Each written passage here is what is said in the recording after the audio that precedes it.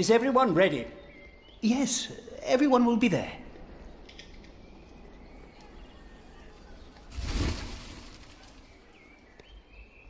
But how are we to pray and contemplate like this? I don't dare even to send my choir out there. We shall get used to it, all of us. We must be thankful for all of this, for each noise, each face that disturbs us here.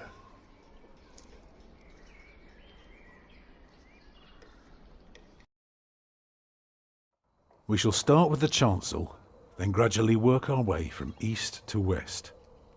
That's the way it's done, the way I was taught to do it.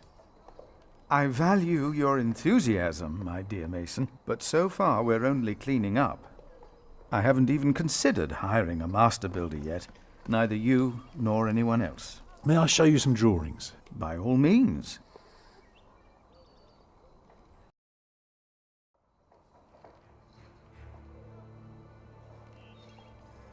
You look here first. Imagine you're standing in the centre of the nave, looking at the wall. This is what you see. Are those windows? Right, but that's not all. On top are the clear-story windows.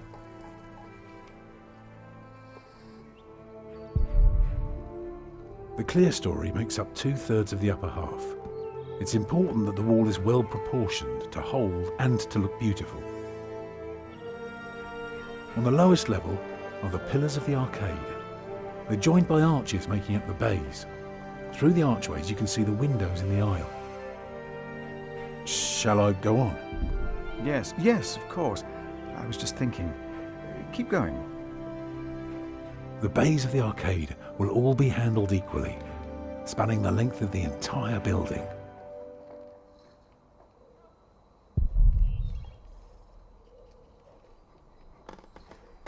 Starting right in the middle is the tribune gallery.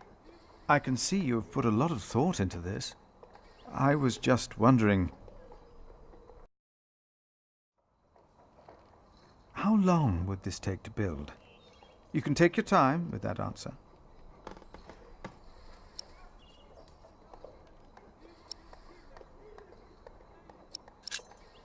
Well, that depends on how many people you employ. If you can afford 60 masons, you could build the whole church at once instead of working from east to west. That might take 8 years, maybe 10.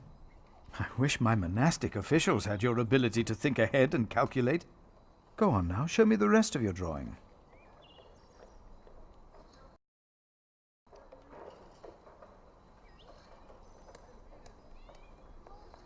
When we walk around the site, we mark where the walls will be, the pillars, the doors and buttresses. Now for that we need a plan like this, to tell us where to place our pegs and string. Is this how birds would see our church? Exactly.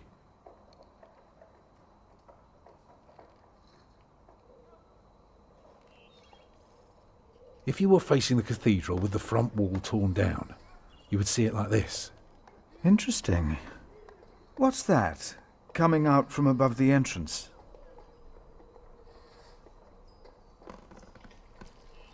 The nave will be about 32 feet high and will appear even higher. Drawing the eye heavenward with its loftiness. Well said. A chamber worthy of God. I always wondered how walls this high could hold up so well. That's the tower, of course. I thought so, but why is it right above the nave? Shouldn't it be closer to the transept? Oh, don't be fooled. The tower is, of course, farther back, but one cannot show depth in a drawing. Ah, of course. How high will it be?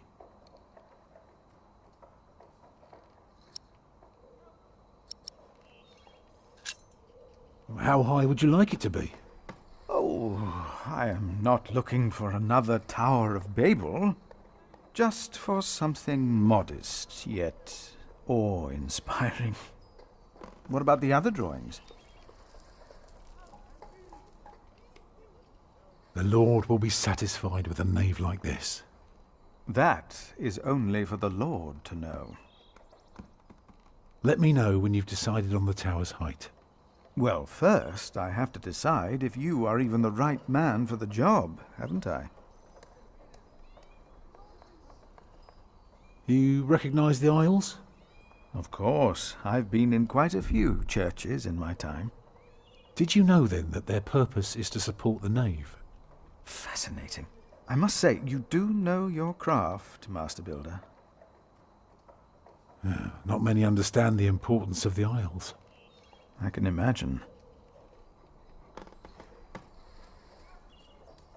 The walls of the nave are held by the aisles and buttresses bearing the pressure from the side. Very interesting. What about the other drawings?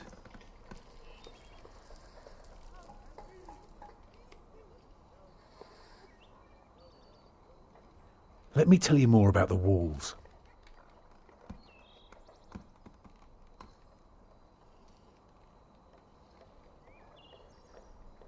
Any further questions concerning the gallery? No.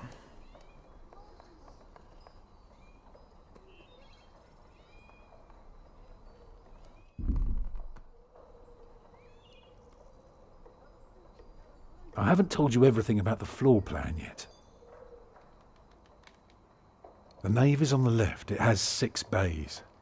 And the chancel? Is there anything more you want to know about the nave? No.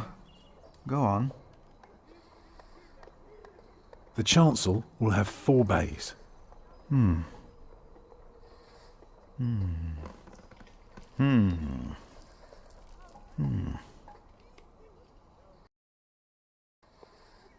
I can see the transept is 2 bays wide, so it will be 12 in total. It does look splendid, but isn't that rather small?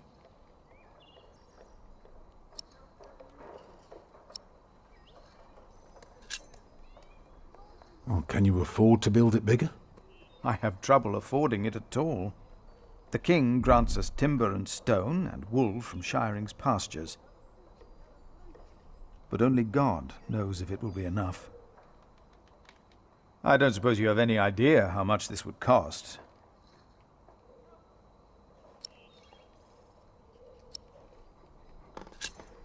I know exactly how much this would cost. It would be no more than £3,000. I've spent the last few weeks working out the annual income of the Priory. Here's the answer. £300 a year. And we spend every penny. So, I need to find £200 a year. It doesn't sound so bad when you put it that way.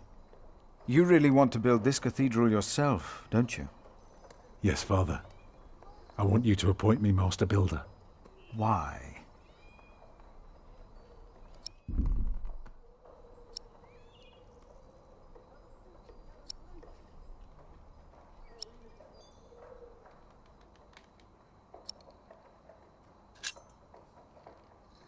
Because he wants to teach people awe. Is that so? Then answer me this one last question. If people were to enter your church, what image would they see crowning the tympanum above the entrance?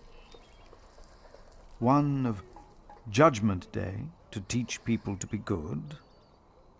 Or one of Paradise to remind them of God's mercy? Show them hell, so that they're afraid to do bad things. I'd rather see trees and animals.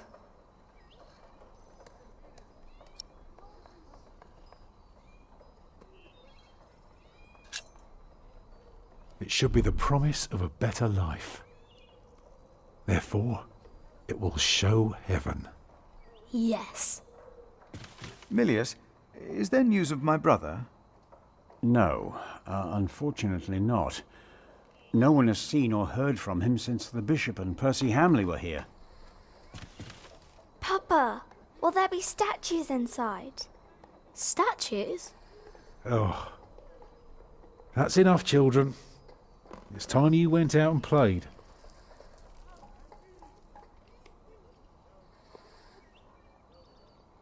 Prior, Yes? my first wife, Agnes, She died without a priest, and she's buried in unconsecrated ground. Sometimes a man builds a chapel, or founds a monastery, in the hope that in the afterlife God will remember his piety. I just wonder, do you think my design might serve to protect Agnes's soul? God no longer asks for blood sacrifices, for the ultimate sacrifice has already been made. But the lesson of Abraham's story is that God demands the best we have to offer, that which is most precious to us. So you must ask yourself, is this design the best thing you could offer? Except for my children. Yes. Then rest easy, Tom Builder. God will accept it.